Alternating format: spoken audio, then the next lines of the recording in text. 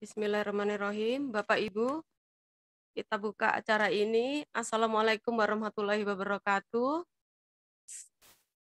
Waalaikumsalam warahmatullahi wabarakatuh. Selamat pagi dan salam sejahtera bagi kita semua. Mohon izin Bapak Ibu untuk dibuka videonya ya. Nanti ada sesi pemotretan soalnya. Yang terhormat Kepala Badan Kesatuan Bangsa dan Politik Provinsi DKI Jakarta, Bapak Taufan Bakri. Yang terhormat Sekretaris Badan Kesbangpol Provinsi DKI Jakarta, Bapak Entis Sutisna. Yang terhormat para Kepala Bidang, para Kasuban 5 wilayah kota, para Kasubag dan Kasubit, dan narasumber kita dari Dinas Pemberdayaan Perlindungan Anak dan Pengendalian Penduduk DPP APP, Ibu Yunita Siska Diniati SKM. Selamat pagi Ibu. Dan seluruh pegawai Badan Kesbangpol Provinsi DKI Jakarta serta 5 wilayah kota. Para peserta webinar yang berbahagia, pertama-tama marilah kita ucapkan puji syukur kehadirat Allah Subhanahu wa taala, di mana pada pagi hari ini kita bisa menyelenggarakan acara sosialisasi pencegahan dan penanganan kekerasan seksual di lingkungan kantor tahun 2021.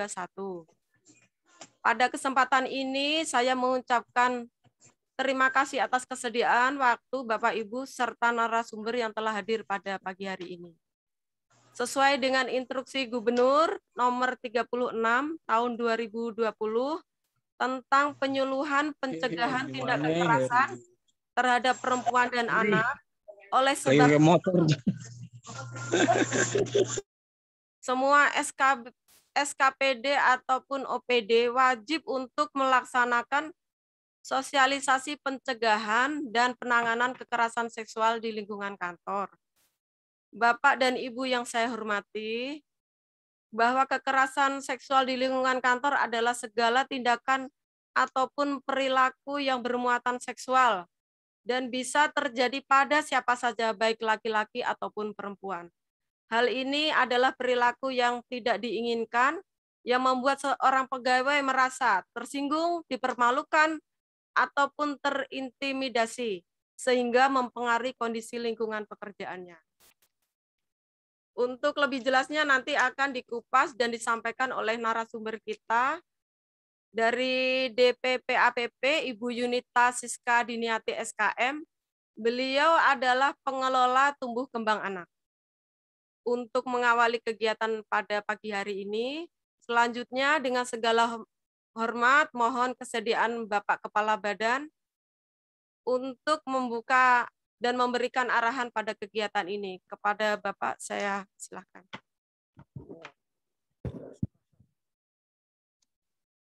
Assalamualaikum warahmatullahi wabarakatuh.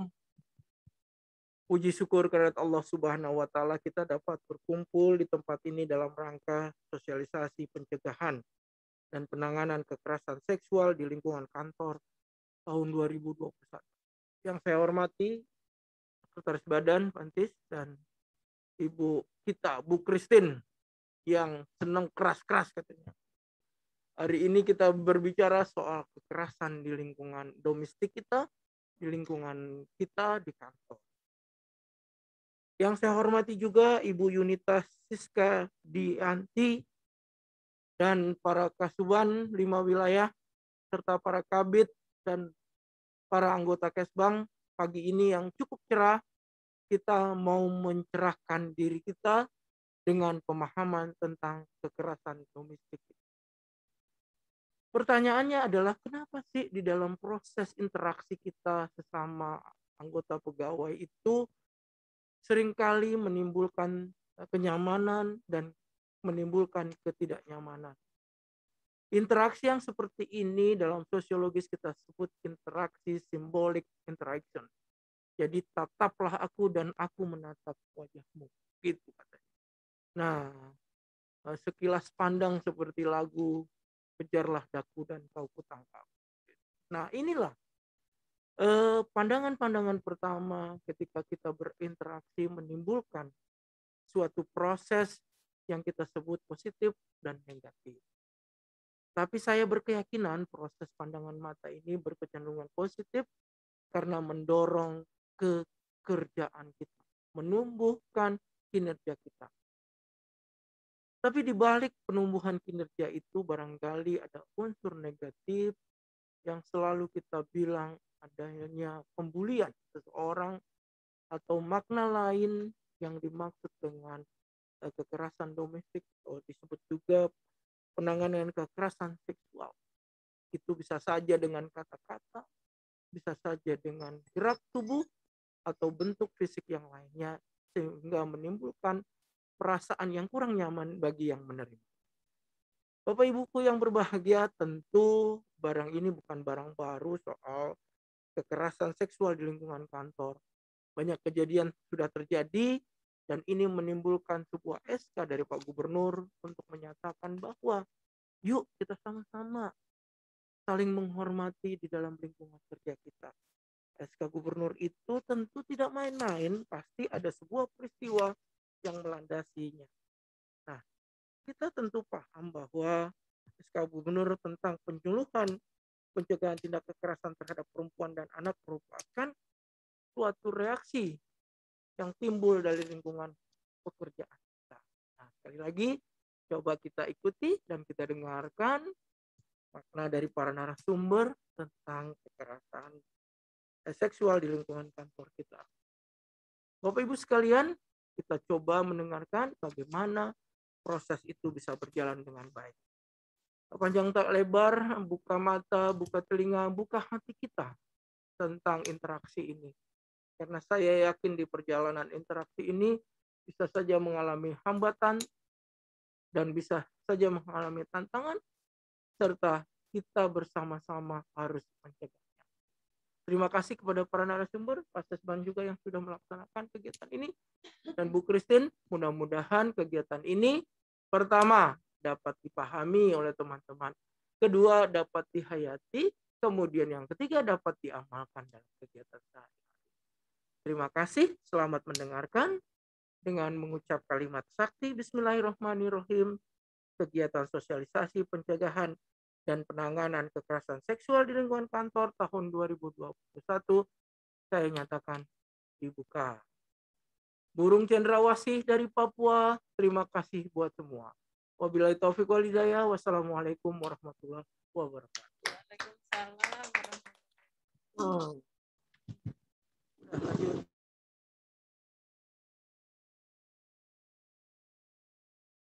Ya, kita akan mengabadikan acara ini karena laporan ini nanti akan kita sampaikan ke Badan Kepegawaian Daerah.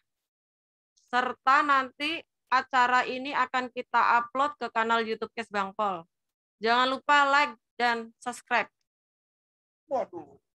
Ya, silakan Bapak Ibu dihidupkan dulu kameranya. Ayo semua buka kameranya. Mia. Bu Mia dihidupkan kameranya. Ya, udah mandi apa belum? Ayo buka kameranya. Bu Mia. Bu Mia, tolong dihidupkan kameranya. Ya.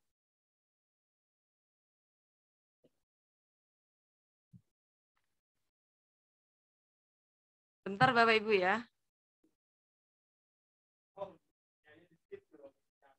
Oh, Mia sama Jambul. Mia sama Jambul. Ya udah. Mia sama Andi pisah dulu. Mia kameranya dihidupkan. Oh, kameranya rusak. Oh. Ya udah, gabung sama Andi. Emang mau mesraan aja tuh, udah menunjukkan ini nih. Perilaku interaksi positif. Udah persiapan? Oke, foto. 1, 2, 3. Sesi kedua. Pak Bun, Bu Endah.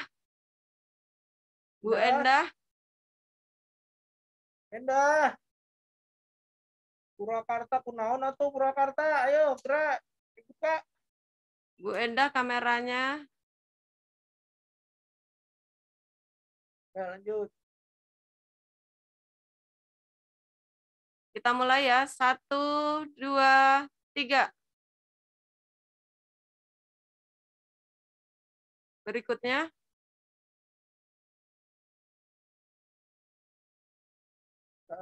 Pak Solimin, Bu Desi, Bu Rahmi.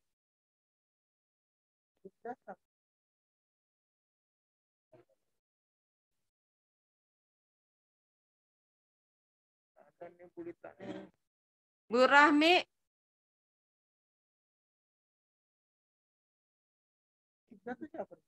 Udah, kita mulai 1, 2, 3. Berikutnya.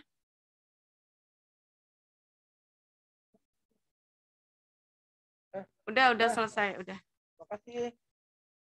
Terima kasih Pak Kaban. Siap.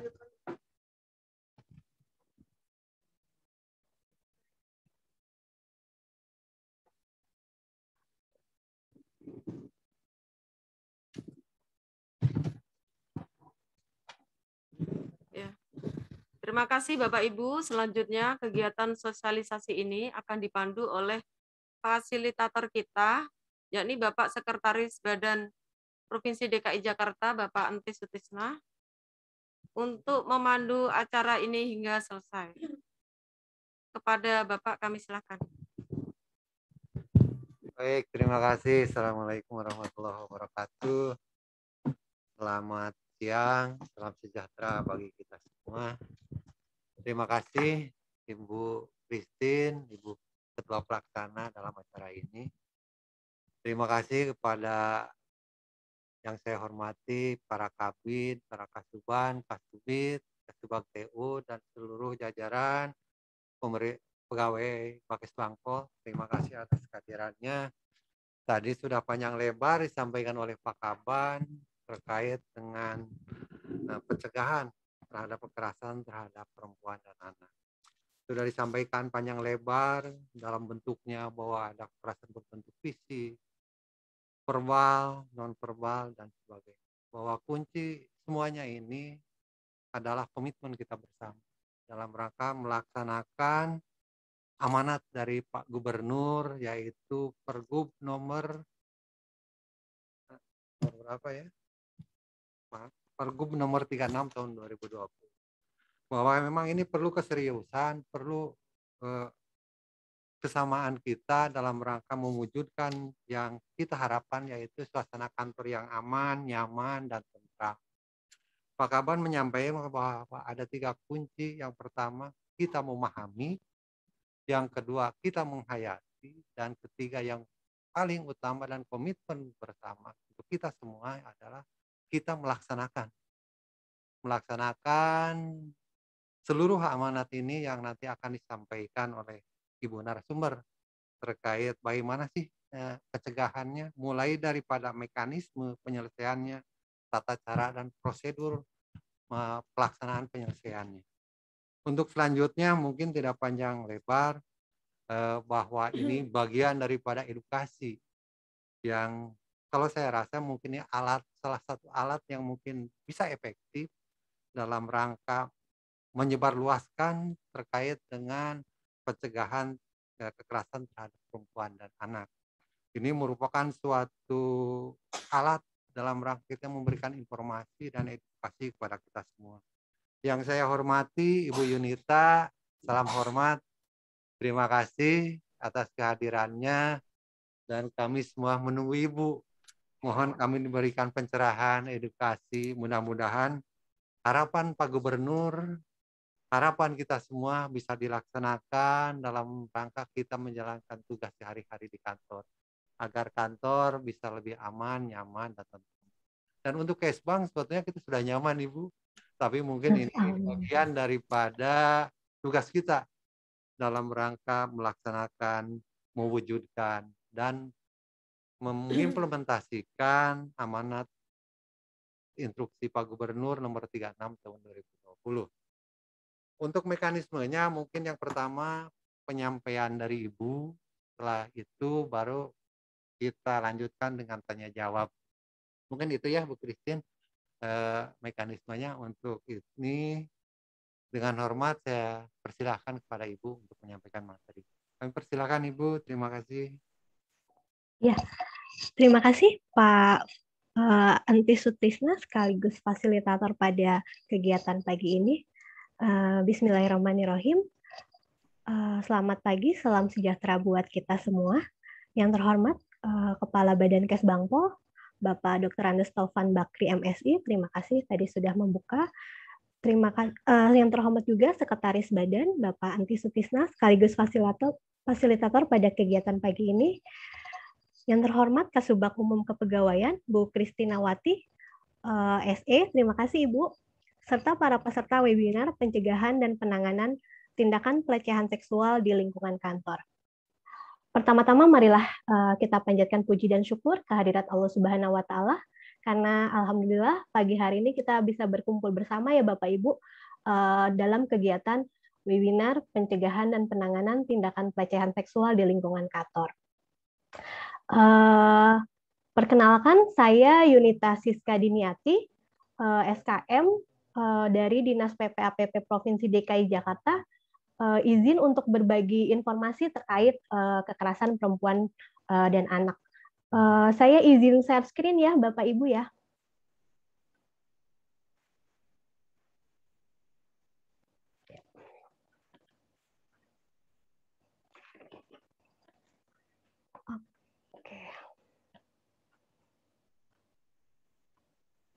Apakah sudah terlihat?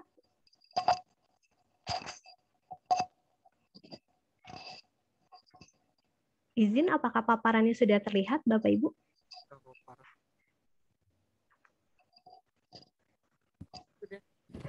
Sudah ya? Ibu. Ya. Oh iya, sudah.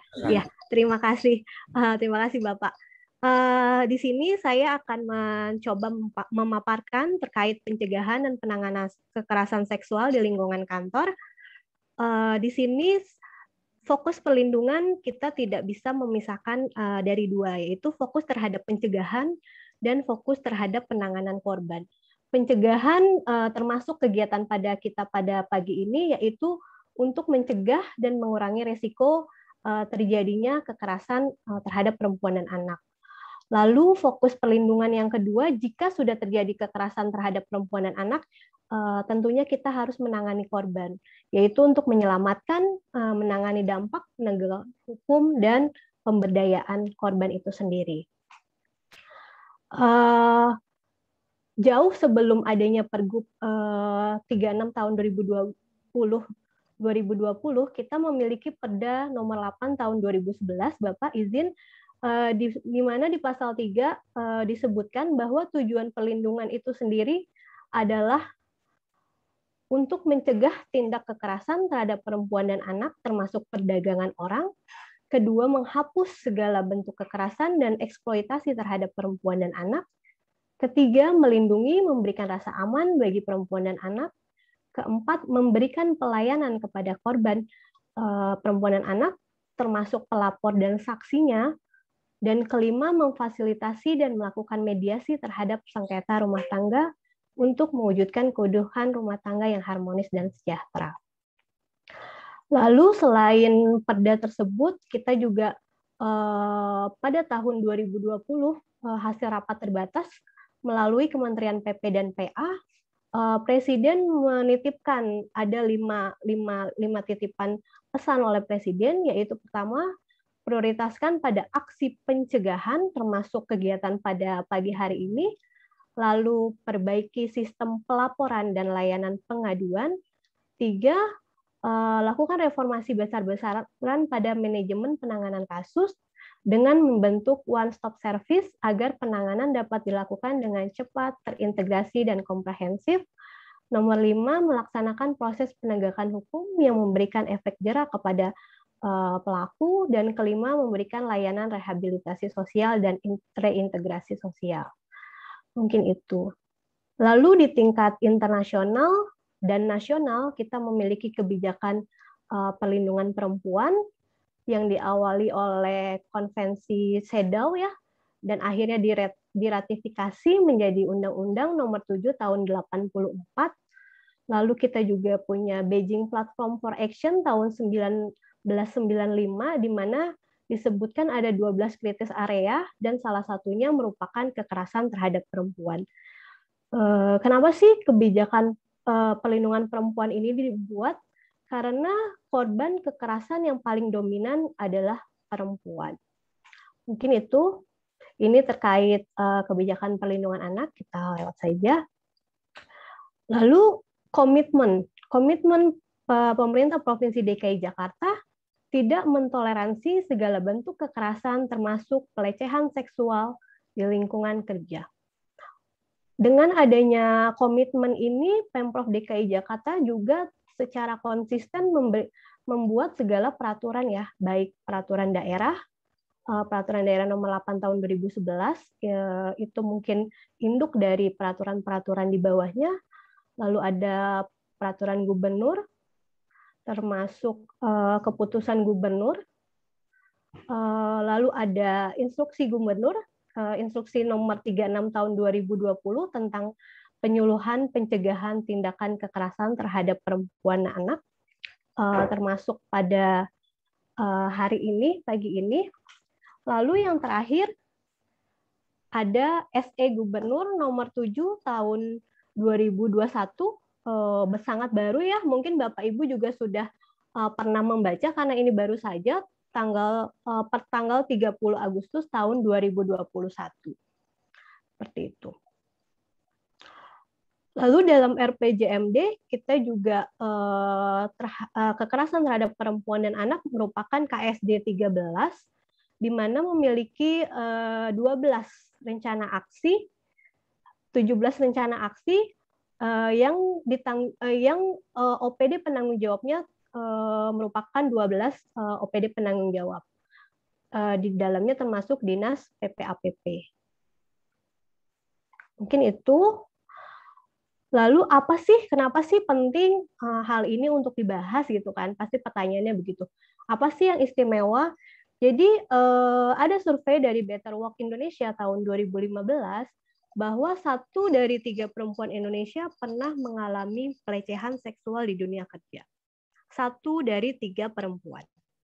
Lalu ada juga survei dari Never Okay Project tahun 2018 menyebutkan bahwa 94% dari 1.240 respondennya survei Never Okay Project tersebut mengatakan pernah mengalami pelecehan seksual di dunia kerja. Lalu dari data dari UPT P2TP2A Provinsi DKI Jakarta menyebutkan pada tahun lalu, tahun 2020, kita memiliki 14 kasus yang dilaporkan, dan pada tahun ini sampai dengan Juli kemarin sudah ada 5 kasus yang dilaporkan terkait pelecehan seksual di dunia kerja. Lalu kenapa sih pelecehan seksual di dunia kerja ini sangat penting? Karena dengan adanya pelecehan seksual di dunia kerja itu menimbulkan banyak kerugian baik bagi korban maupun dari tempat kerja atau organisasi itu sendiri. Ini tadi sudah disebutkan ya, pelecehan seksual ya definisinya oleh Kepala Badan Kesbangpol, Bapak Taufan tadi menyebutkan juga. Saya bacakan secara utuh. Ini sumbernya dari Pedoman Pencegahan Pelecehan di Tempat Kerja yang diterbitkan oleh Kementerian Tenaga Kerja dan Transmigrasi tahun 2011. Pelecehan seksual adalah perilaku dalam segala tindakan seksual yang tidak diinginkan, permintaan untuk melakukan perbuatan seksual, tindakan lisan atau fisik atau isyarat yang bersifat seksual, atau perilaku lain, apapun yang bersifat seksual, yang membuat seseorang merasa tersinggung, dipermalukan, dan atau terintimidasi. Itu ya clue-cluenya. Dari definisi tersebut, kita bisa membagi jenis-jenis pelecehan seksual tersebut, yaitu pelecehan fisik, termasuk sentuhan seperti mencium, menepuk, gitu, mencubit, atau apapun yang tidak diinginkan mengarah ke perbuatan seksual. Lalu ada lagi pelecehan lisan, termasuk ucapan ataupun verbal yang tidak diinginkan tentang kehidupan pribadi ataupun bagian tubuh dari penampilan seseorang. Lalu pelecehan isyarat, termasuk bahasa tubuh, misalnya bersiul atau mengerlingkan mata seperti itu.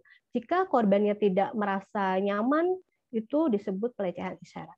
Lalu pelecehan tertulis atau gambar, termasuk menampilkan bahan pornografi atau screensaver atau poster atau apapun melalui email atau media sosial lainnya, dan pelecehan psikologis atau emosional, terdiri dari permintaan dan ajak-ajakan yang terus-menerus dan tidak diinginkan, seperti ajakan kencan yang tidak diharapkan, penghinaan atau celaan yang bersifat seksual.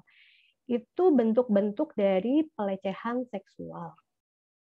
Lalu kita tanya lagi, kira-kira di mana terjadinya kekerasan seksual tersebut? Bisa di kantor, bisa di perjalanan dinas, bisa di dunia maya, ataupun bisa di tempat-tempat lain seperti apartemen, rumah, dan hotel. Tetapi fokus yang kita sebutkan pada kasus ini adalah berfokus pada ada tidaknya relasi kerja antara terlapor dan pelapor. Jadi relasinya ada ya, jadi apakah teman kerja ataupun mungkin atasan dan bawahan, seperti itu. Jadi pelecehan seksual di dalam lingkungan kerja itu ditandai dengan adanya aktivitas sosial seksual yang tidak dikehendaki oleh individu yang menjadi sasaran atau korban, terus ada relasi kerjanya antara sasaran dengan terlapor, dan umumnya berupa rangkaian perilaku, jadi tidak saat itu juga, jadi berproses gitu. Mungkin hari ini ngerlingin mata, terus besok apa, atau besoknya lagi apa, seperti itu. Jadi ada rangkaian perilakunya. Terus seringkali dilakukan juga dengan janji-janji, iming-iming ataupun ancaman. Misalnya jika kamu mengikuti kemauan saya, nanti posisi kamu akan saya naikkan atau gaji kamu akan saya naikkan, seperti itu. Itu juga biasanya menjadi modus pelecehan seksual dalam lingkungan kerja. Lalu yang terakhir, respon terhadap tindakan sepihak tersebut, baik menolak ataupun akhir menerima, akan dijadikan pertimbangan dalam penentuan karir atau pekerjaan seseorang. Gitu.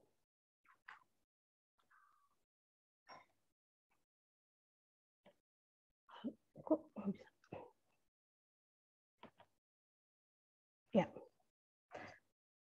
Jadi di sini saya membagi dua jenis pelecehan dan kekerasan yang khas di tempat kerja, yaitu ada quid pro quo, ini untuk itu, dan hostile environment. Quid pro quo itu artinya jika satu pihak atau pelaku memaksa pihak lain atau korban itu sebagai imbalan atas perekrutan atau promosi atau kenaikan gaji. Jadi jika kamu melakukan ini, kamu akan mendapatkan ini. Jika kamu tidak melakukan ini, kamu akan menanggung ini, seperti itu. Itu quid pro quo. Terus ada juga hostile environment, yaitu lingkungan yang tidak ramah. Yaitu satu pihak mengganggu kinerja pekerjaan korban dengan mengintimidasi, memusuhi dan mendorong korban ke lingkungan kerja yang terdapat unsur seksual. Lanjut ya. Terus victim blaming. Victim blaming ini adalah satu bentuk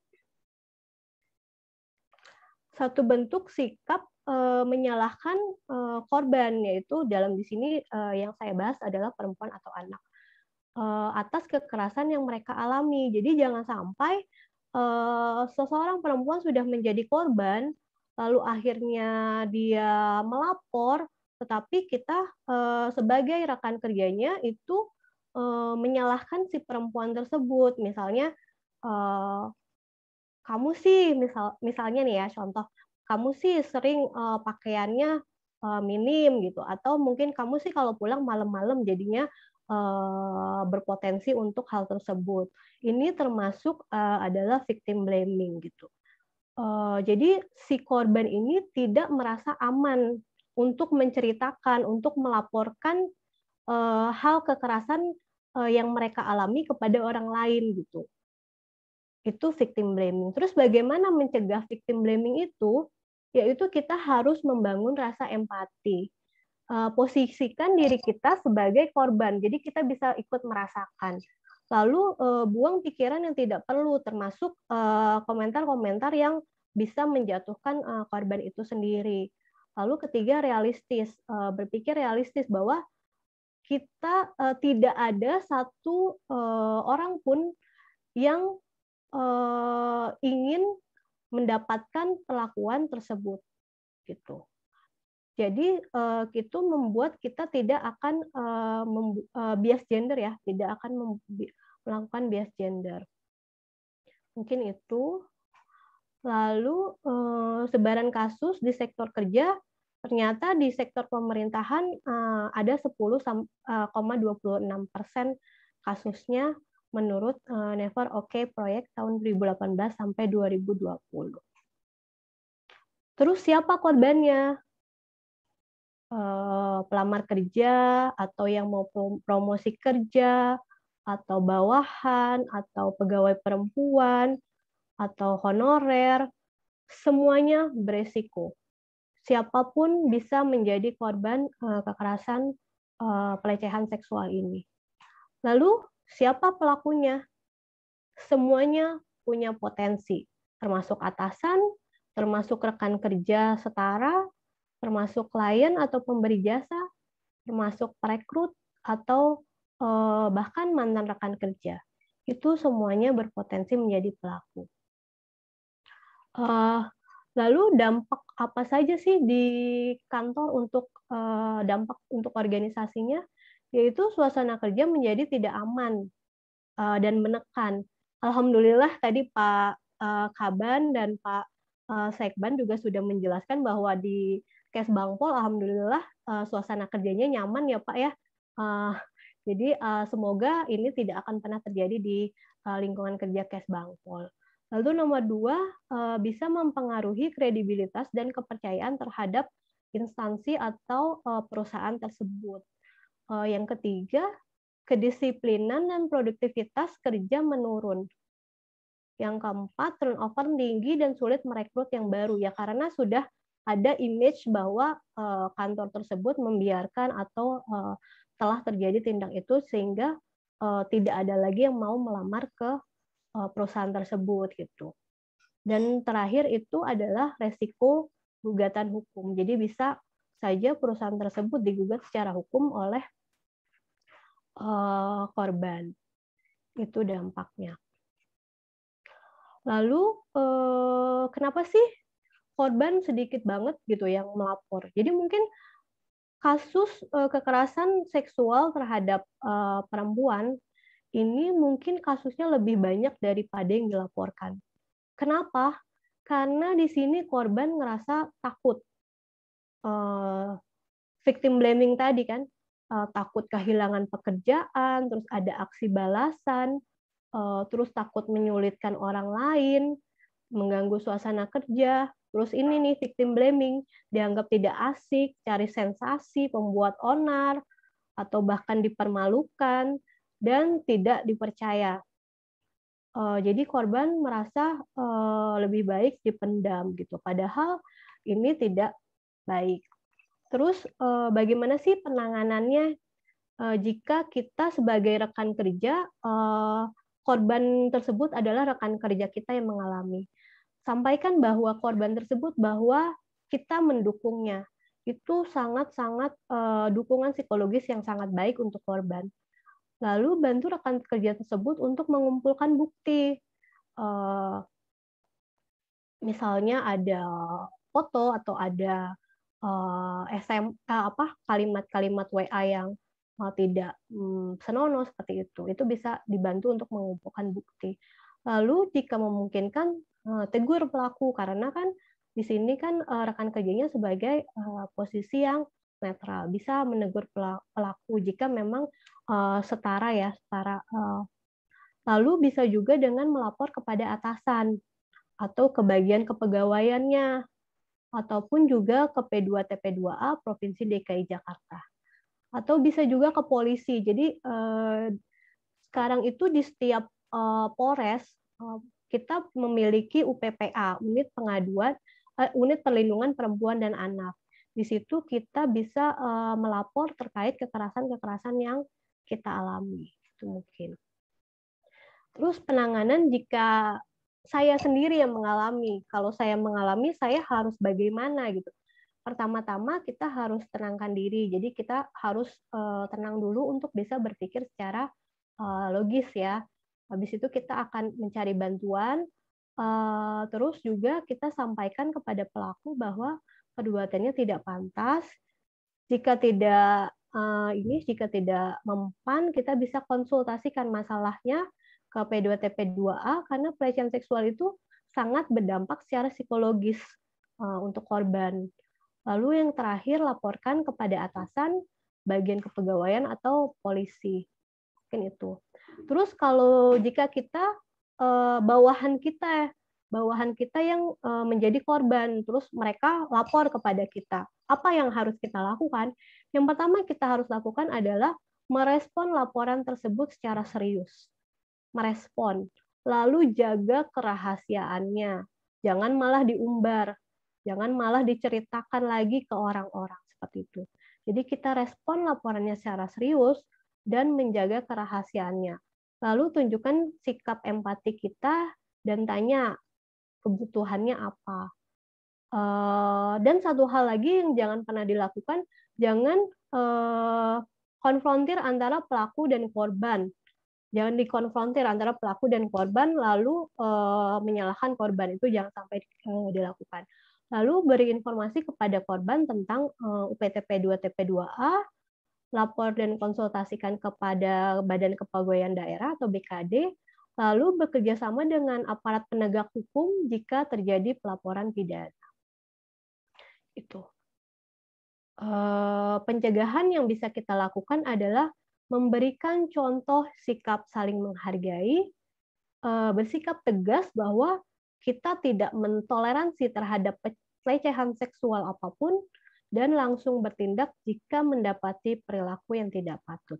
Itu yang bisa kita lakukan sebagai pencegahan. Sebagai instansi, kita perlu melakukan diseminasi pengetahuan seperti kegiatan pada pagi ini terkait isu kekerasan secara berkelanjutan, lalu juga ada mekanisme pengaduan yang jelas yang mudah diakses melalui contoh sikap yang nyata dan menciptakan lingkungan kerja yang aman, nyaman, dan positif. Itu. Setelah kita menyebutkan segala pencegahan yang bisa kita lakukan, sekarang kita bahas tentang penanganan pelecehan seksual di lingkungan kantor. Provinsi DKI Jakarta memiliki UPT P2TP2A. Apa sih P2TP2A itu? P2TP2A adalah Pusat Pelayanan Terpadu Pemberdayaan Perempuan dan Anak. Jadi P2TP2 itu merupakan UPT yang berada di bawah Dinas PPAPP Provinsi DKI Jakarta yang menyediakan pelayanan bagi perempuan dan anak korban kekerasan. Apa saja pelayanan yang dilayani di P2TP2A itu banyak sekali, yaitu kita menerima pengaduan dan pendampingan korban. Kita menerima aduan baik secara langsung atau rujukan, lalu kita melakukan penjangkauan dan pendampingan, lalu kita merujuk kebutuhannya korban itu apa. Misalnya butuh ke rumah sakit, kita akan merujuk ke rumah sakit, atau ke rumah aman, atau ke layanan medis lain. Lalu kita juga memiliki layanan psikologis. Di sini kita akan melakukan pendampingan psikologis dan melakukan menjadi saksi ahli di kepolisian dan pengadilan, pemeriksaan psikologis dan konseling psikologis. Lalu yang terakhir kita juga memiliki layanan hukum, terdiri dari konsultasi hukum, pendampingan hukum di kepolisian, pendampingan hukum di kejaksaan dan pengadilan, lalu mediasi dan kuasa hukum korban KDRT, serta penjangkauan unit reaksi cepat. Dan semua pelayanan yang bisa diakses oleh seluruh yang berKTP DKI atau tempat kejadian perkaranya di DKI ini adalah bersifat gratis, tidak dipungut biaya sama sekali. Tuh. Lalu gimana sih alur penanganan P2TP2A? Ini tadi yang saya sebutkan, korban bisa datang langsung, bisa hasil rujukan, bisa melalui pos pengaduan, atau korban melaporkan melalui hotline pengaduan, ataupun juga melalui integrasi layanan Jakarta Siaga 112. Lalu nanti ada manajer kasus yang bisa membuat rencana intervensi, apakah dia membutuhkan bantuan hukum, atau pelayanan kesehatan, atau layanan psikososial, atau bahkan sampai rumah aman dan pemulangan reintegrasi, atau mungkin mereka membutuhkan ke seluruh layanan ini. Nah, setelah mereka sudah dibuat asesmen kasus itu, mereka akan langsung dibuatkan rencana intervensi apa yang cocok buat korban tersebut gitu. Dan ini layanannya 24 jam ya Bapak Ibu, 24 jam melalui call center. Menurut data di P2TP2A DKI Jakarta, sampai bulan Juni tahun 2021, bahwa kasus kekerasan terhadap perempuan dan anak ini di Jakarta Barat merupakan tertinggi ya, ada 193 kasus. Terus berdasarkan klien perempuan dan anak perempuan dan perempuan merupakan klien tertinggi gitu. Lalu berdasarkan jenis kekerasan, kekerasan tertinggi masih KDRT, yaitu kekerasan dalam rumah tangga, lalu trafficking atau perdagangan orang, baru yang ketiga kekerasan seksual. Itu. Seperti yang saya sebutkan sebelumnya, bahwa banyak sebenarnya kasus yang tidak terlaporkan, banyak korban yang merasa takut gitu untuk melapor. Seperti fenomena gunung es gitu ya. Jadi yang kita lihat ini hanya secuil, data-data yang kita lihat ini hanya secuil dari sedikit dari keadaan yang sebenarnya. Itu karena korbannya merasa malu atau merasa kasus yang dia alami itu sebagai aib gitu. Padahal harusnya sebagai korban aib itu kasus itu bukan sebagai aib untuk korban tersebut gitu. Terus juga korban ngerasa takut dengan ancaman pelaku, lalu khawatir dengan masa depannya jika saya lapor terus jadi orang pada tahu masa depan saya bagaimana. Itu hal-hal yang perlu dihindari. Lalu juga tidak tahu bahwa yang dialami kekerasan seksual, atau tidak tahu bagaimana cara menjalani proses hukumnya. Jadi ketidaktahuan itu bisa menyebabkan dia tidak atau enggan melapor. Bisa juga dengan takut bahwa biaya yang akan dikeluarkan akan banyak. Seperti itu.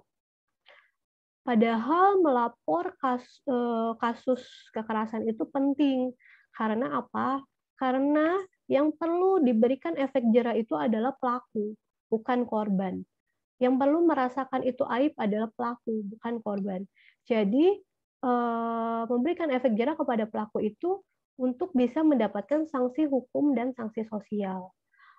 Lalu juga agar korban dapat mendapat layanan pemulihan, karena psikologis korban pasti akan terganggu. Lalu, yang paling penting juga adalah mencegah keberulangan peristiwa yang terjadi pada korban sehingga tidak terjadi pada korban berikutnya. Jadi jangan sampai karena kita diam gitu, pelakunya masih bebas, tidak mendapatkan sanksi apapun, lalu pelakunya tersebut akan melakukan lagi kepada korban yang lain. Itu yang perlu kita hindari sih. Bagaimana caranya melapor ke UPT P2TP2A?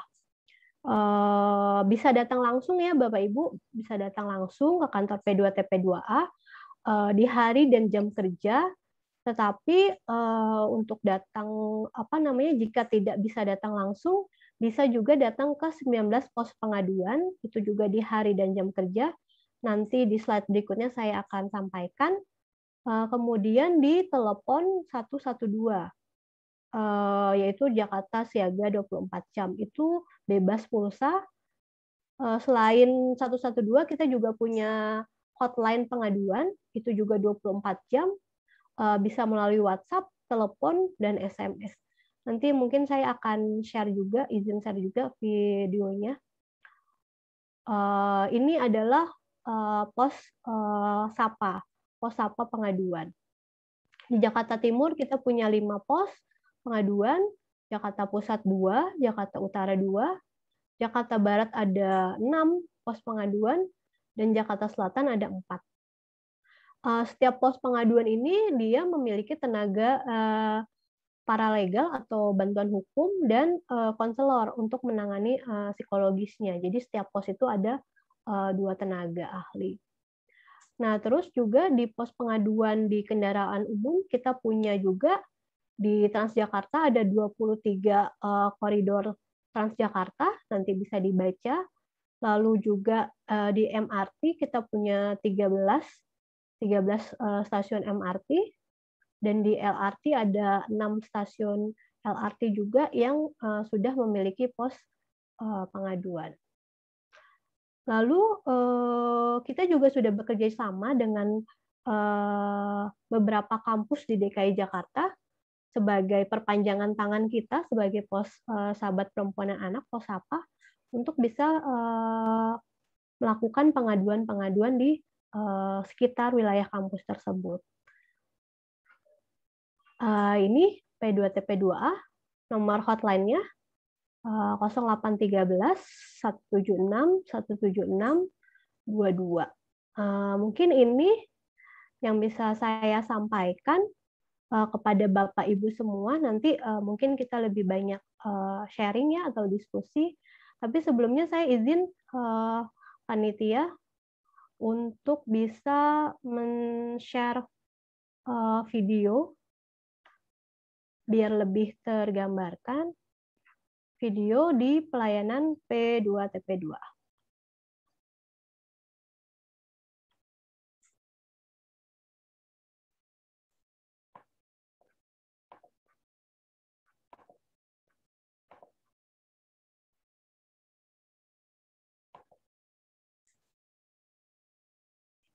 Bentar ya. Oh, bisa ya.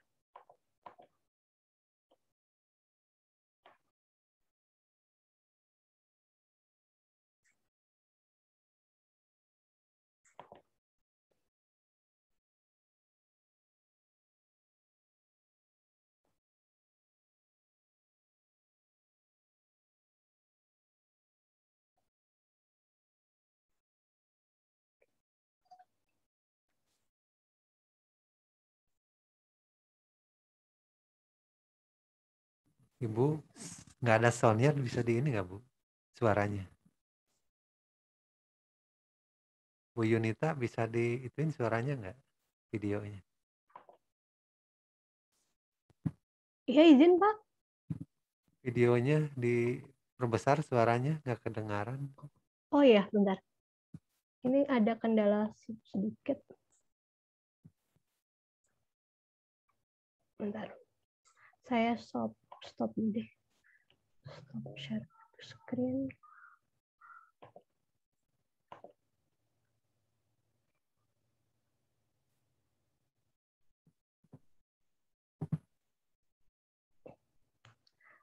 Ya. Sebentar ya Bapak Ibu.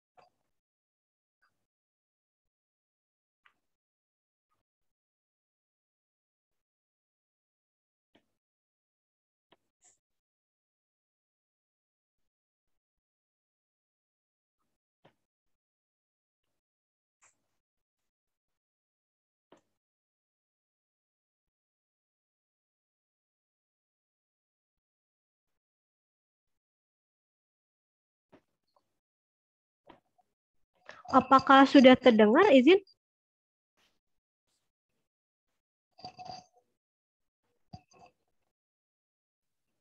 Videonya belum mulai, Bu.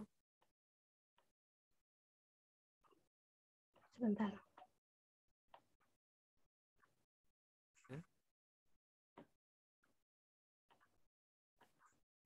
Dari sini bisa nggak, Bu, dikirim ke kita, baru nanti kita yang buka. Oke, saya izin kirim ke Bu Warti ya. Ya, enggak. Iya, boleh. Sebentar. Sabar ya, Bapak dan Ibu.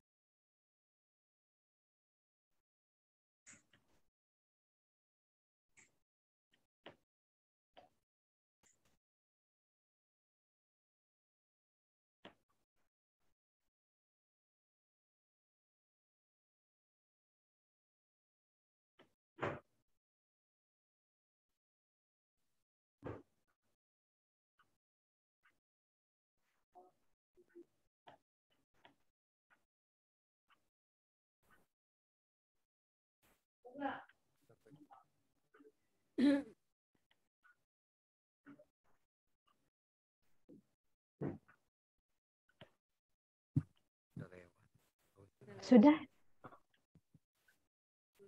Belum, Mas.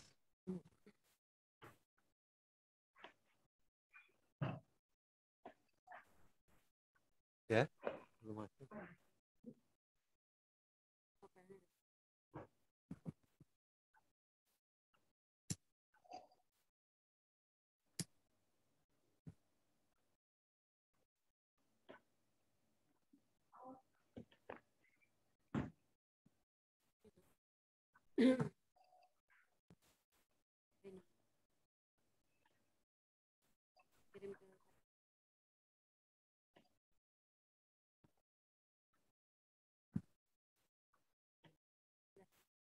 Bu Yunita, izin sebentar dulu. Saya mau izin sebentar karena mau menerima audiensi Universitas Jember. Oh, Dan kepada Bapak dan Ibu, sebentar meninggalkan dulu pertemuan ini, nanti kita gabung lagi. Untuk iya. sementara di ruangan ini ada Bu Christine, Bu. Iya, baik Bapak. Terima kasih. Ya, ya makasih. Iya, baik Bapak.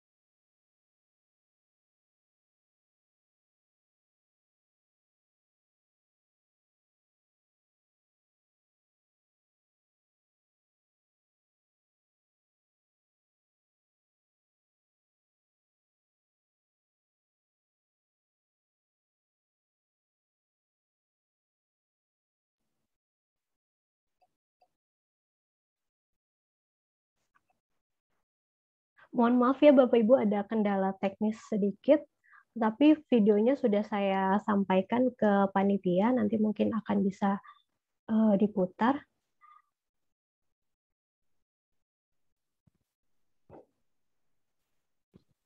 Izin bentar ya Bapak Ibu. Sedang disetting oleh operator. Bila mana Bapak Ibu ada pertanyaan bisa dikirim di kolom chat.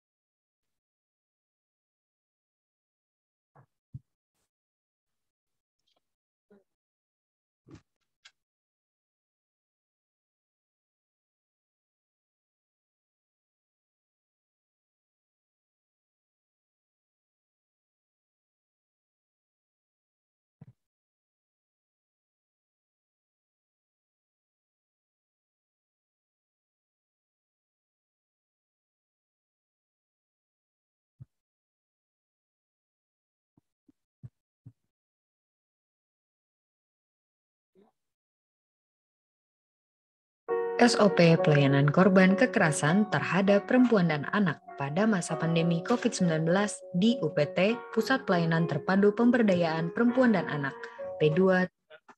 SOP pelayanan korban kekerasan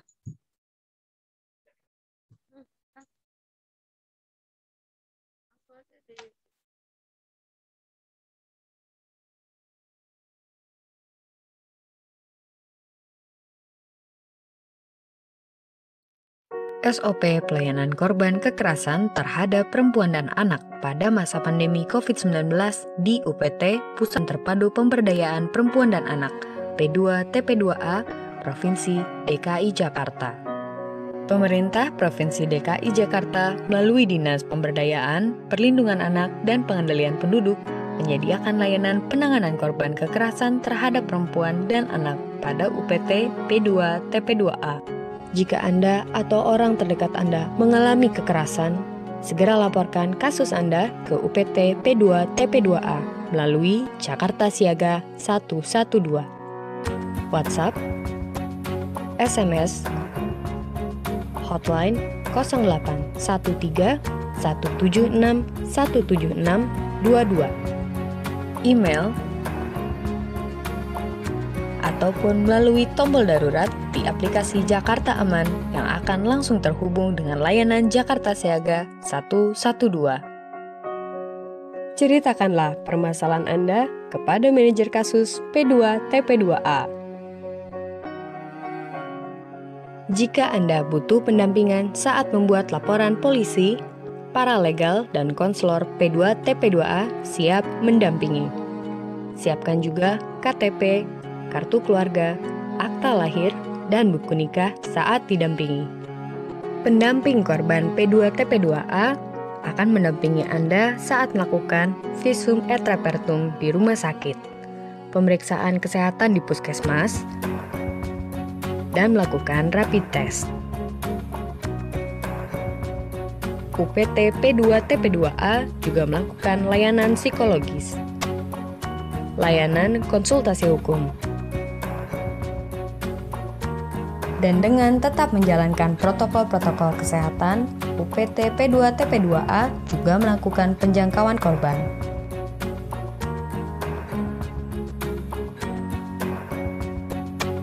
Dalam kondisi darurat dan resiko tinggi, UPT P2 TP2A dapat melakukan rujukan ke rumah aman. UPT P2 TP2A terus berupaya memberikan layanan maksimal untuk perempuan dan anak dalam situasi COVID-19.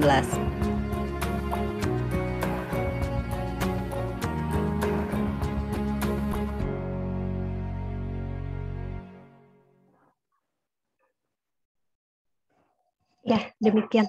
Terima kasih panitia sudah share screen videonya.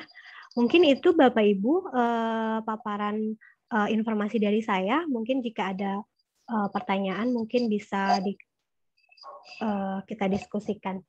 Saya kembalikan ke MC. Terima kasih. Baik, Assalamualaikum warahmatullahi wabarakatuh. Lanjut, terima kasih sebelumnya saya ucapkan kepada narasumber kita pada pagi hari ini, Ibu Yunita Siska Dimiati, SKM. Paparan sudah sangat gamblang, sudah sangat jelas. Semoga apa yang disampaikan oleh beliau memberikan pemahaman literasi kepada kita tentang pentingnya penanganan dan pencegahan tindak kekerasan di lingkungan kantor, khususnya di tempat kerja kita. Tanpa memperpanjang waktu, kita persilakan kepada seluruh rekan-rekan yang ingin bertanya seputar tindak kekerasan dan pencegahan di lingkungan kantor. Kepada Bapak Ibu, kami persilakan. Oke. Saya lihat Pak Ade di kolom chat, apakah ada pertanyaan? Untuk rekan-rekan yang hadir juga bisa hand raise. Oke, mungkin Bapak Abun Hasbullah.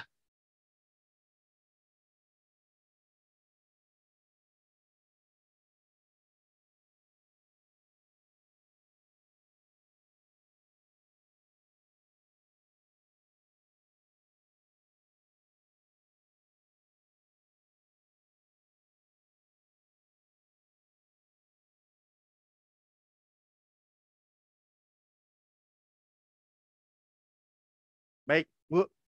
Seringkali kekerasan dan tindakan pelecehan seksual di kantor, di lingkungan kantor itu sering terjadi tanpa kita sadari.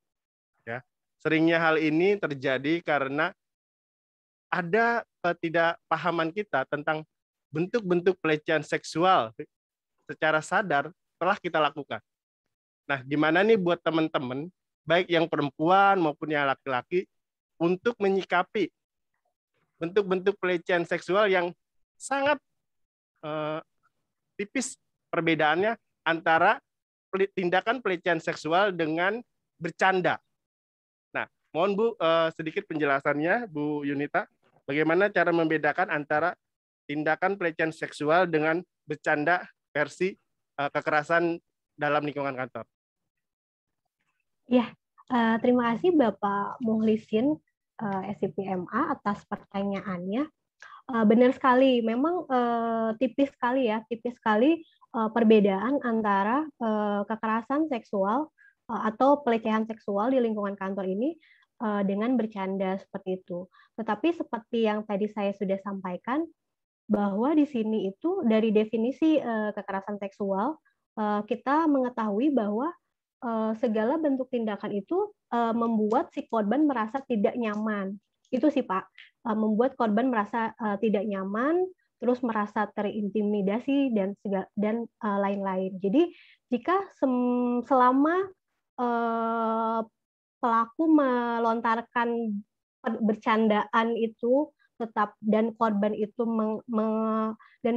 merasa baik-baik saja, merasa dia tidak terlecehkan dengan bercandaan itu sebenarnya tidak termasuk. Jadi di sini kita sudut pandangnya itu dengan korban. Apakah korban itu merasa nyaman atau tidak dengan tindakan pelaku tersebut? Jika korban tidak merasa nyaman, itu bisa dimasukkan ke dalam kategori pelecehan seksual. Mungkin itu Pak. Kalau misalnya kita lagi diskusi atau bercengkrama dengan teman-teman, secara tidak langsung maupun secara verbal, seringkali kita melakukan tindakan bullying terhadap teman kerja. Padahal hal tersebut biasa dalam kita bergaul. Nah, seringkali tanpa kita sadari, hal ini sering terjadi di lingkungan kantor. Dan untuk sikap-sikap seperti ini dalam pergaulan, bagaimana kita menyikapi hal-hal semacam ini, Bu? Seringkali kita sering terjadi pembulian antara teman-teman kantor. Nah, itu gimana Bu cara kita menyikapinya? Ya, jadi perasaan nyaman atas sesuatu itu kan perspektifnya beda ya Pak. Subjektif orang itu beda-beda. Jadi ada halnya misalnya ada yang menganggap itu sesuatu yang biasa, ada yang menganggap itu sangat menyinggung perasaannya. Itu yang perlu kita tekankan di sini. Jadi subjektivitas itu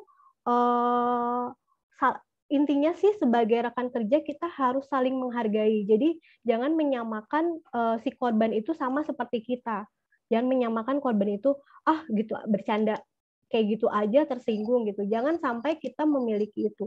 Karena subjektivitas korban sebagai korban itu beda-beda gitu, Pak. Jadi kita di sini sih yang paling penting yang harus kita titik beratkan adalah rasa saling menghargai kita.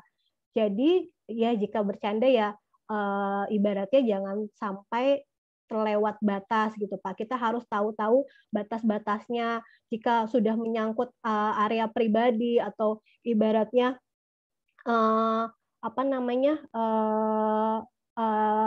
physically gitu, itu kita harus menghindari hal-hal tersebut. Jadi jangan sampai korban merasa tidak nyaman, seperti itu sih, Pak. Itu sih sebenarnya antara bullying itu memang kalau bercanda, jadi gini, kalau bercanda itu semua orang itu merasa senang, tidak ada yang merasa dirugikan. Itu poinnya jika bercanda. Tetapi kalau bullying ada pihak-pihak yang merasa dirugikan atau direndahkan, gitu, Pak. Jadi itu perbedaannya ya. Jadi jika ada yang merasa tidak nyaman, yang merasa direndahkan atau yang merasa dirugikan, itu masuk dalam kekerasan. Jika kedua pihak merasa happy, merasa senang dengan bercandaan itu tidak ada menjadi masalah. Mungkin itu, Pak. Baik. Satu lagi, Bu, sedikit penjelasannya. Iya. Gimana cara kita menyikapi terhadap pimpinan yang tertinggi di lingkungan kerja yang melakukan tindakan kekerasan baik verbal maupun fisik terhadap bawahan di bawahnya atau jajaran di bawahnya. Seringkali karena posisi pimpinan atau pucuk kewenangan yang paling tinggi, seringkali mengintimidasi, memberi tekanan, kekerasan terhadap anak buah. Nah, bagaimana menyikapi hal ini? Kekerasan seperti ini seringkali terjadi di lingkungan kerja kita. Sedangkan bawahan seringkali ditakut-takuti, diintimidasi, sehingga mereka tidak berdaya, baik melaporkan, baik mau menghindari hal itu, sehingga kondisi lingkungan kerja kita menjadi tidak nyaman. Gimana menyikapi hal ini? Karena kalau kita melaporkan, dibilangnya ngadu-ngadu. Nah, seringkali hal kayak gini itu membuat jajaran staf di lingkungan bawahnya menjadi tidak nyaman. Nah, gimana cara kita menyikapi hal semacam ini terhadap pimpinan yang berlaku sewenang-wenang terhadap anak buah yang ada di bawahnya? Mohon penjelasan, Bu. Ya, terima kasih Bapak. Pertanyaannya bagus sekali ya. Benar, di sini memang itu salah satu sulitnya kita untuk melapor jika pelaku kekerasan tersebut adalah atasan kita. Di sini karena hubungannya itu ada superior, inferior gitu ya Pak ya, tidak sejajar. Jadi kita untuk melaporkan atasan itu ada rasa enggan, ada rasa takut, atau juga ada rasa nggak enak atau sungkan seperti itu. Hal ini yang perspektif seperti ini yang harus kita hindarkan sih Pak. Jadi kita buang jauh-jauh ibaratnya untuk hal-hal yang menakutkan tersebut, karena kita tidak perlu takut. Karena apa? Apalagi khususnya di Provinsi DKI Jakarta, karena kita sudah memiliki kebijakan-kebijakan yang melindungi kita. Salah satunya SE-Gub nomor 7 itu, dan Ingub nomor 36 tahun 2020 gitu.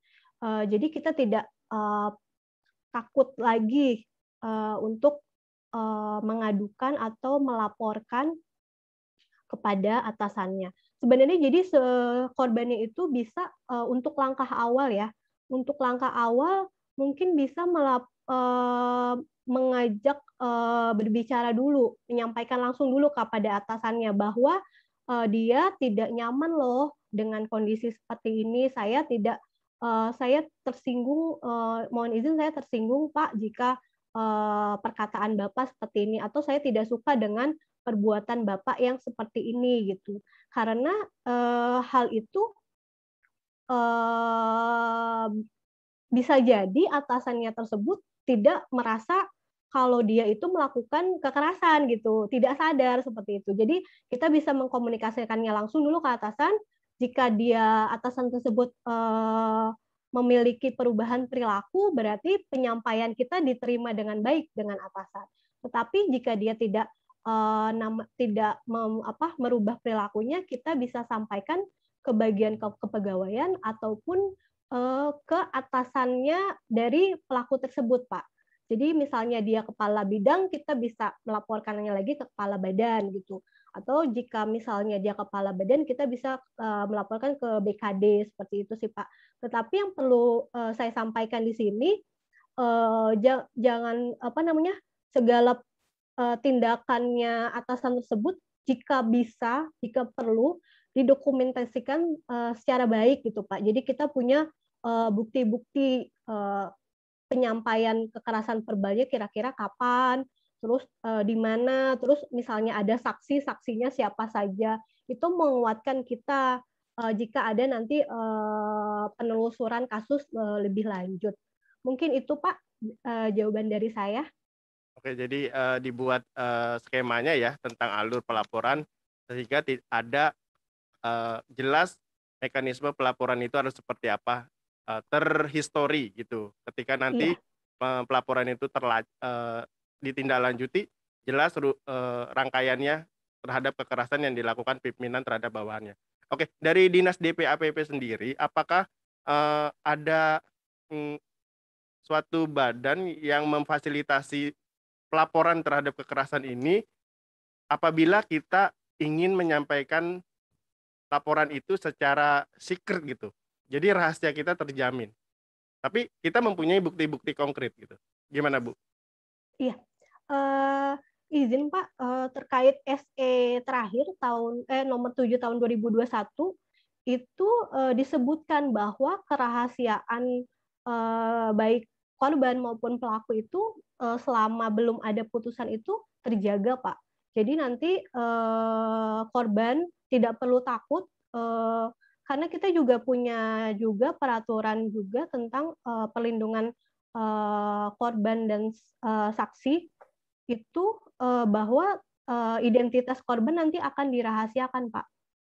Itu sudah menjadi SOP penanganan setiap tindak kasus kekerasan terhadap perempuan dan anak. Baik. Mungkin itu. Oke, cukup jelas tuh. Oke, kita kembali ke kolom chat. Di sini udah muncul beberapa pertanyaan. Yang pertama dari Pak Abun Hasbullah dari Kesbangpol Jakarta Pusat. Dia bertanya tentang dasar pertimbangan apa dalam peraturan ini hanya mengedepankan kekerasan terhadap perempuan dan anak saja. Sedangkan laki-laki tidak termasuk dalam hal ini. Nah, ini pertanyaan dari Pak Bun. Kita lanjut ke pertanyaan berikutnya, yaitu pertanyaan yang dari Ibu Rahmi. Bagaimanakah tindakan awal yang harus dilakukan menghadapi bercandaan yang tidak menyenangkan tanpa harus melapor? Oke, lanjut dari tidak diketahui namanya nih. Bagaimana mengakhiri kekerasan terhadap perempuan? Maksudnya kekerasan terhadap perempuan dan anak di lingkungan kantor. Oke, 3 pertanyaan dari kolom chat, Bu. Iya, terima kasih Bapak. Mungkin saya jawab dulu yang Pak Abun Hasbullah ya dari Jakarta Pusat. Izin pertanyaannya.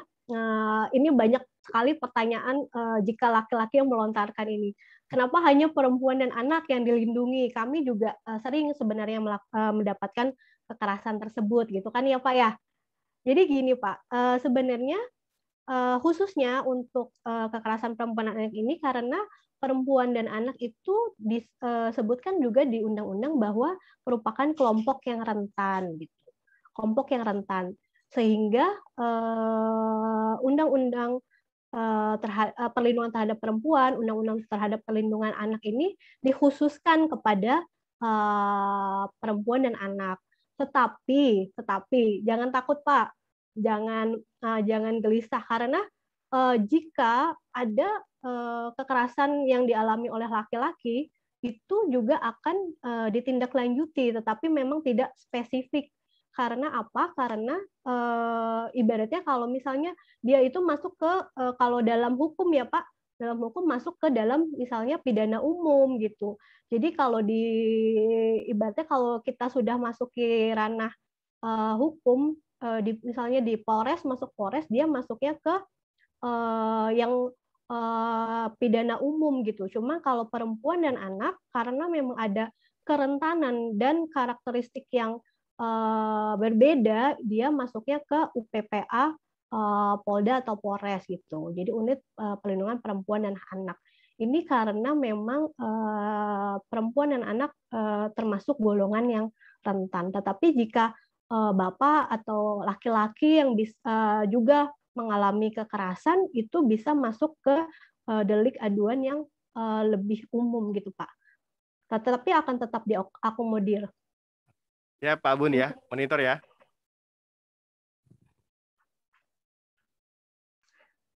Oke. Sudah cukup mungkin ya Pak Bun ya? Ya. Terima kasih Bapak. Lanjut lagi ke pertanyaan Bu Aimi Rahmi. Bagaimana tindakan awal yang harus dilakukan menghadapi bercandaan yang tidak menyenangkan tanpa harus melapor?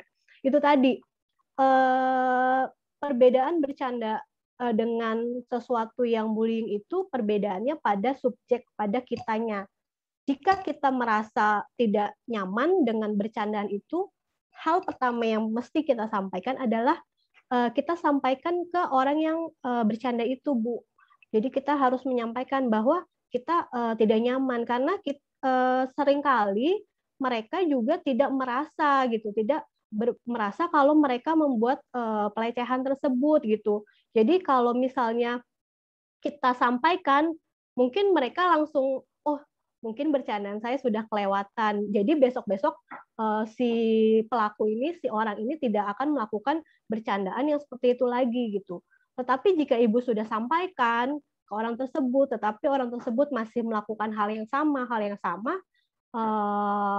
yaitu saran dari kami harus dilakukan pelaporan setidaknya ke atasan dari orang tersebut atau ke kebagian kepegawaian instansi ibu. Mungkin itu. Mungkin cukup Bu Rahmi atau ada Bu Aimi Rahmi mungkin ada tambahan lagi? Baik, Bu Rahmi, ada yang mau ditambahi atau perlu dipertegas dari pernyataan narasumber?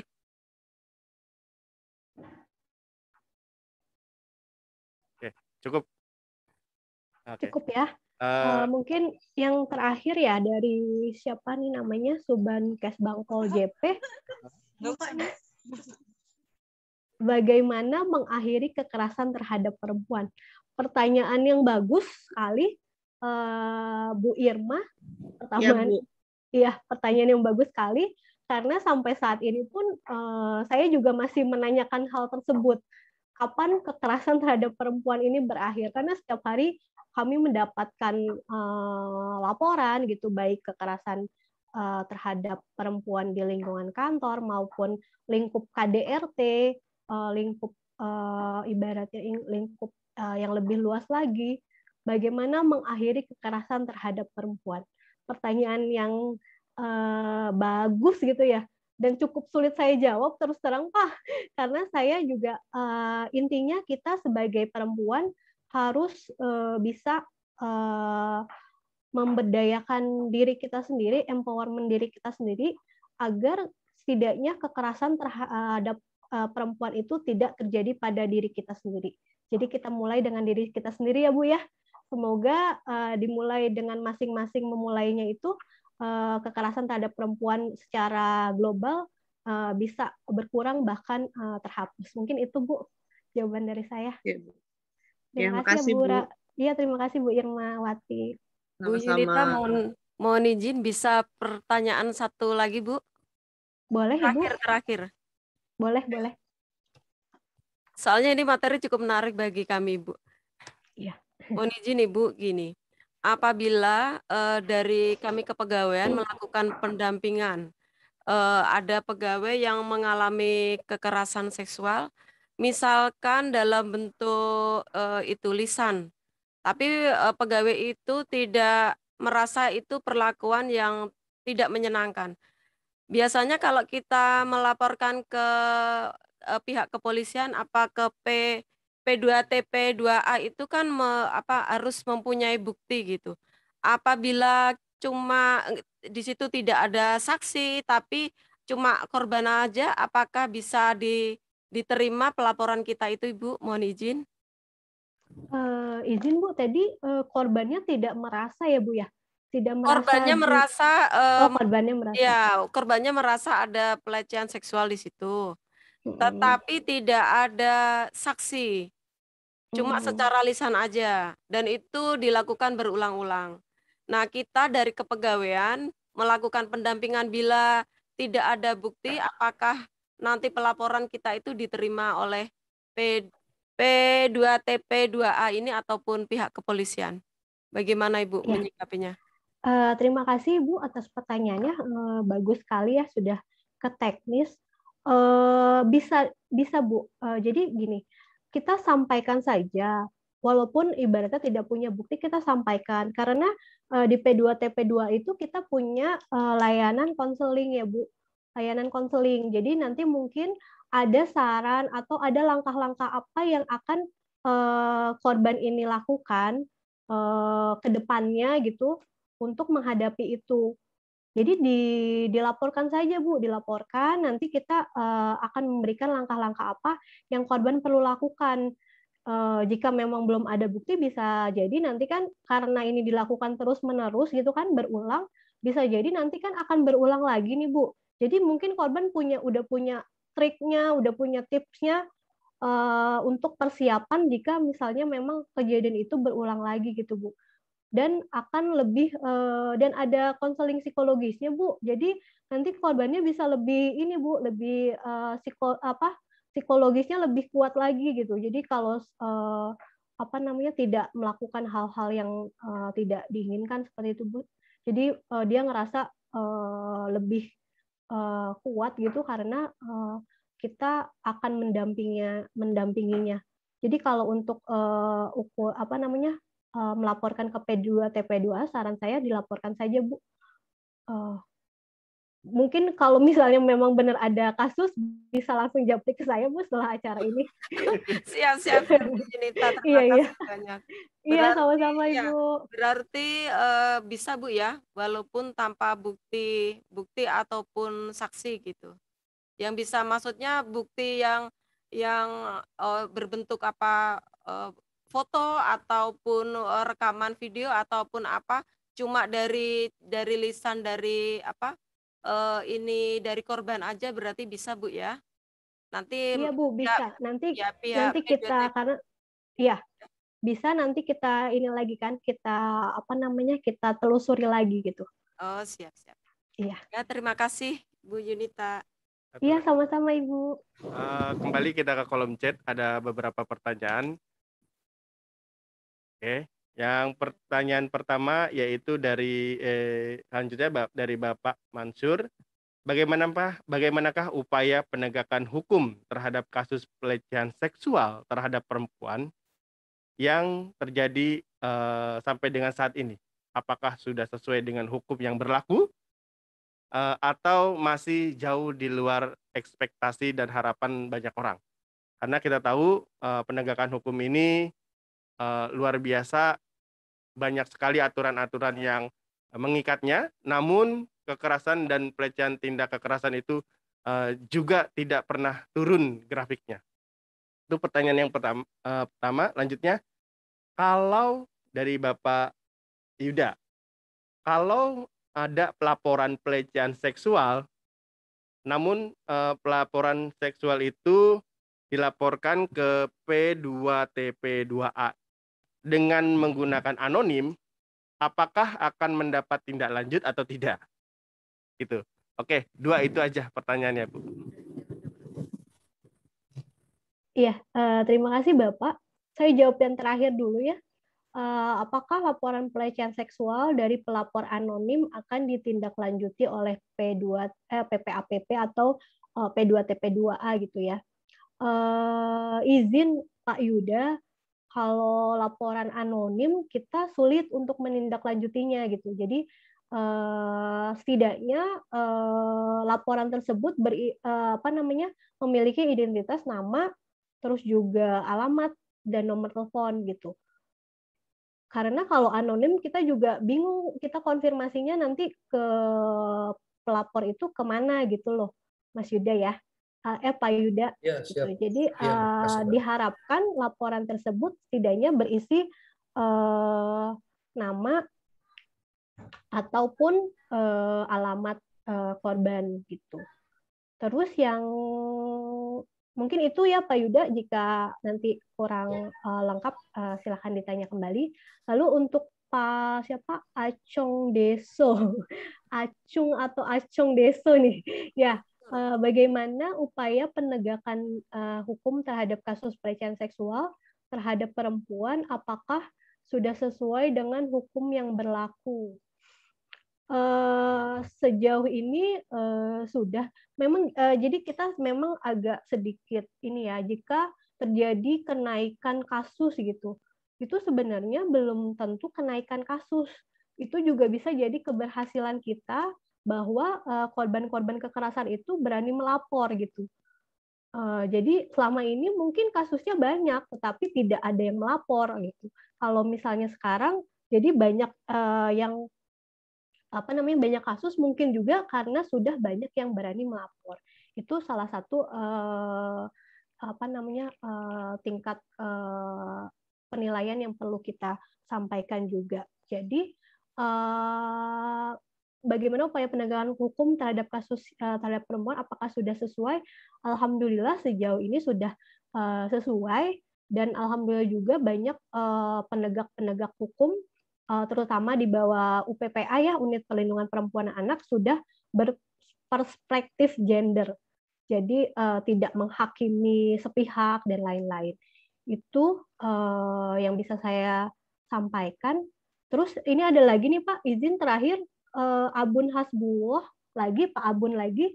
Kalau yang menjadi korban kekerasan terhadap laki-laki, apakah laporannya bisa ke P2TP2A? Izin Pak, untuk sementara ini P2TP2A hanya menerima laporan korban kekerasan perempuan dan anak. Jika laki-laki tersebut masih berusia anak di antara 0 sampai 18 tahun masih bisa dilaporkan. Tetapi jika di atas 18 tahun silakan mengadukannya langsung ke kepolisian atau organisasi-organisasi yang terkait dengan kasus aduannya Bapak. Mungkin itu Diskriminasi. Iya, enggak sih Pak. diskriminasi Cuma aturan ini. kalau di tempat kerja itu bisa langsung ke kepolisian sih Pak. Memang untuk saat ini memang P2TP2A masih menanganinya fokusnya kepada perempuan dan anak. Ya, seperti masih itu bersifat Bapak. diskriminasi di undang-undang nih. Ya udah Bu, sabar ya Mas Icin. Ya Pak Abun. Ya, laki-laki sabar ya. Ini Pak Abun, kalau 18 tahun ke atas itu biasanya pelaku bukan korban ya. untuk Pelaku ya? laki-laki, iya. Biasanya. Baik. Terima kasih. Ya, terima kasih Bu. Yunita. Iya, terima kasih Pak Abun, sama-sama. Terus sedikit saya pesan buat ke kepegawaiannya Pak, Bu, kalau misalnya memang perlu diskusi atau langkah-langkah apa sih yang perlu dilakukan oleh bagian kepegawaian jika ada pegawainya yang konsultasi terkait kekerasan tersebut, boleh Bu konsultasi langsung ke P2TP2A atau nanti misalnya ke Dinas PPAPP juga boleh, nanti kita teruskan ke P2TP2A Bu untuk konsultasinya. Mungkin itu. Baik Bu Yunita, terima kasih. Baik, saya rasa cukup ya pertanyaan pada sesi ini. Sudah tidak terasa sudah 120 menit kegiatan kita berlangsung. Banyak sekali masukan-masukan yang kita dapati terkait pemahaman terhadap pencegahan dan pencegahan dan penanganan kekerasan seksual di lingkungan kantor. Semoga apa yang telah disampaikan narasumber pada kesempatan kali ini memberikan pencerahan dan pemahaman lebih terhadap kita terkait materi pada pagi hari ini.